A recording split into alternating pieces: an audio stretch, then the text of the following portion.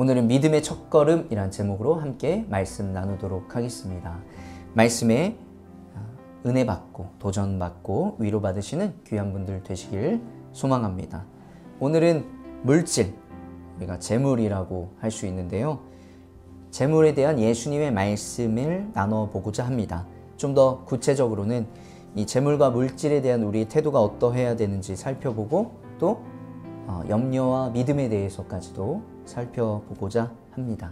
오늘 말씀의 시작은 이렇습니다. 누가복음 12장 13절에 보면 무리 가운데에서 어떤 사람이 예수님께 말하였습니다. 선생님, 내 형제에게 명하여 유산을 나와 나누라고 해주십시오. 예수님께 이 유산, 이 재산에 대해서 물어보십니다. 그러자 예수님 뭐라고 말씀하시냐면, 이 사람아, 누가 나를 너희의 재판관이나 분배인으로 세웠느냐 말씀하시면서, 너희는 조심하여 온갖 탐욕을 멀리하여라. 재산이 차고 넘치더라도 사람의 생명은 거기에 달려있지 않다. 이렇게 말씀을 하십니다. 이 앞에 보면 예수님이 다른 굉장히 진지한 부분을 말씀을 하고 있는데 한 사람이 툭 튀어나와서 재산에 대해 물어보는 거예요. 그러니까 예수님께서 이렇게 말씀을 하고 계시는 것입니다. 그러면서 15절을 보면 온갖 탐욕을 멀리하고, 그리고 재산이 차고 넘치더라도 사람의 생명은 거기에 달려있지 않다.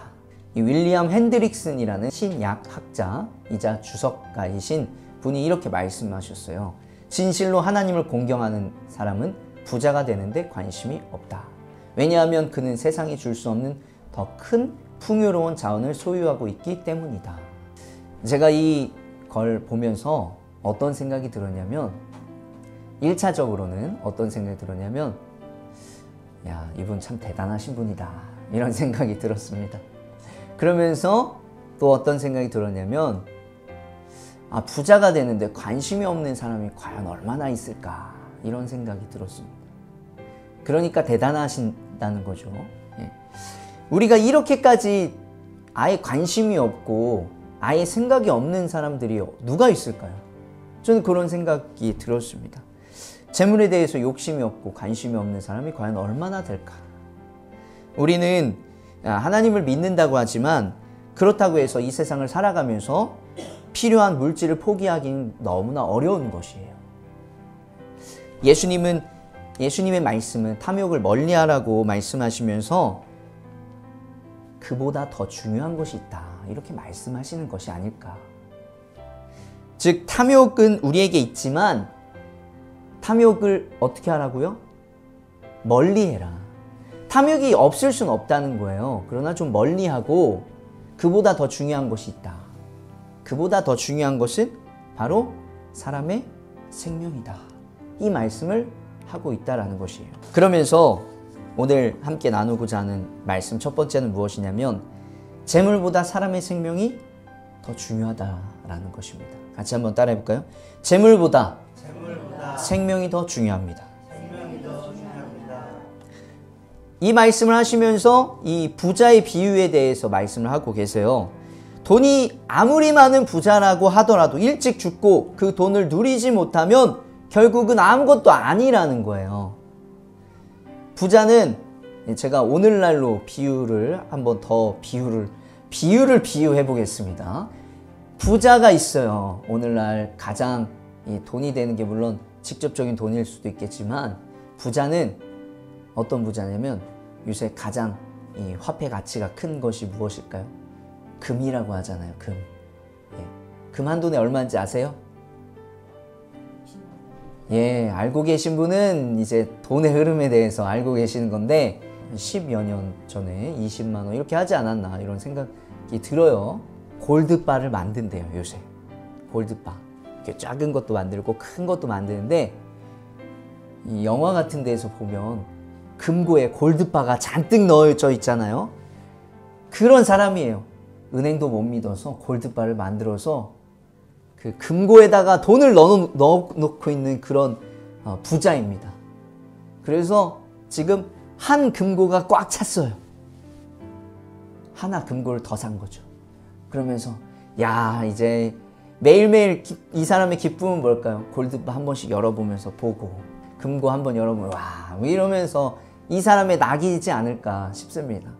그렇게 하면서 하나 금고를 더 샀으니까 이제 야, 이 하나 더 산 걸로 기념해서 먹고 마시자 했는데 그날 하나님이 그의 생명을 거두어 가면 이 부자의 삶은 뭐냐는 거죠. 지금 말씀하시는 게 예수님께서 비유로 말씀하신 게 자기를 위해서 재물을 쌓아두면서도 하나님께 대하여는 부유하지 못한 사람은 이와 같다. 오늘 밤 내 영혼을 도로 찾을 것이다. 그러면 내가 장만한 것들이 누구의 것이 되겠느냐. 우리에게 가장 중요한 것은 생명이라는 것이에요. 생명. 왜 가장 중요한 것이 생명일까요? 예를 들면 쉽습니다. 100억을 준다고 해보세요. 100억. 누가 100억을 준대요. 근데 조건이 딱 하나 있어요. 당신이 죽으면. 당신이 죽으면 100억을 주겠습니다. 그리고 오직 당신에게만 주겠습니다. 가족에게 상속되지 않습니다. 이러면은 둘 중에 100억 받는다고 하겠어요? 받는다고 안 하죠. 그것은 무엇이에요? 100억보다도 내 생명이 더 귀하다라는 것이에요. 그런데 이제 저도 자녀가 있다 보니까 자녀의 생명과 너의 생명 둘 중에 하나를 택해라. 네가 죽든지 자녀가 죽든지 둘 중에 하나 죽어야 된다고 하면 그거는 갈등되는 거예요. 왜요? 같은 생명이기 때문이죠. 그러니까 생명과 생명은 고민하고 갈등할 수 있어요. 그런데 생명과 물질은 갈등거리가 되지 않는다는 거예요. 그럼 뭐가 더 중요한 가치라는 거죠? 생명이 더 중요한 가치라는 거예요. 이처럼 생명은 우리에게 가장 귀하고 귀한 것입니다. 그래서 예수님께서 15절과 21절의 말씀을 하신 것을 보면서 종합해서 우리가 생각해 보자면 예수님께서 말씀하시는 것은 재물을 모으지 말아라. 재물 없어도 살 수 있다. 이런 말씀이 아니라 재물보다도 더 중요한 것이 있다라는 말씀이에요. 재물보다도 더 중요한 것이 사람의 생명이고 그 생명을 주관하시는 분이 하나님이다. 이것을 지금 말씀하시고 계시는 것이에요. 그래서 우리가 나누어야 될 두 번째는 무엇이냐면 재물보다 하나님이 더 중요하다라는 것이에요. 같이 한번 따라해 볼까요? 재물보다 하나님이 더 중요합니다. 질문을 드립니다. 여러분들은 재물에만 관심을 두십니까? 아니면 재물보다 하나님께 관심을 두십니까? 아까 이렇게 이 정도를 이야기하는 것이 아닙니다. 그저 비교를 말씀드리고 싶은 거예요. 여러분들에게는 하나님이 우선인지 재물이 우선인지. 우리 지난주에 예수님이시라면 어떻게 행동하실까를 말씀을 드렸죠. 여러분의 삶의 어떤 행동의 기준이 재물로 움직이는 것인지 아니면 하나님으로 움직이는 것인지를 보면 여러분들이 하나님이 우선인지 재물이 우선인지를 알 수 있어요. 말은 당연히 하나님이 우선이죠. 이렇게 하면서 움직이는 기준은 다 재물 때문에 움직이고 있다면 그것은 재물로 우선시하는 그런 삶인 거예요. 하나님으로 우선시한다라는 것은 예수님이시라면 어떻게 하실까를 생각하면서 고민해 보는 거죠. 재물을 우선시하는 돈만 주면 무조건 하는 그런 게 재물을 우선시하는 삶이다라는 것이에요. 그러니까 여러분의 인생을 스스로 조각해 나아간다면 그것은 여러분의 힘으로 완성시켜야 되는 것이에요. 그러나 여러분이 하나님께 인생을 맡기고 나아간다면 그 인생을 조각하시고 완성시키시는 분은 하나님이시다라는 거예요. 하나님께서 여러분의 인생을 책임져 주신다. 이런 믿음이 있길 간절히 소망합니다. 그런데 하나님께서 우리의 믿음을, 우리의 삶을 책임져 주신다? 이렇게 생각하면 어떤 마음이 들죠? 과연 그럴까? 진짜일까? 이런 염려와 걱정, 근심이 생긴다는 거예요. 과연 하나님께서 책임져 주실까? 그렇기 때문에 예수님께서 그 다음에 바로 뭐라고 말씀하시냐면 우리가 읽었던 유명한 말씀을 쭉 하고 계시는 거예요. 제가 말씀을 전하는 것보다 성경 말씀이 더 은혜롭기 때문에 제가 먼저 읽고 여러분이 읽어서 우리 세 번역으로 한 번 더 읽어보도록 하겠습니다. 여기 앞에 보시면서 같이 읽도록 하겠습니다. 그러므로 내가 너희에게 말한다. 목숨을 부지하려고 무엇을 먹을까 하고 걱정하지 말고 몸을 보호하려고 무엇을 입을까 하고 걱정하지 말아라.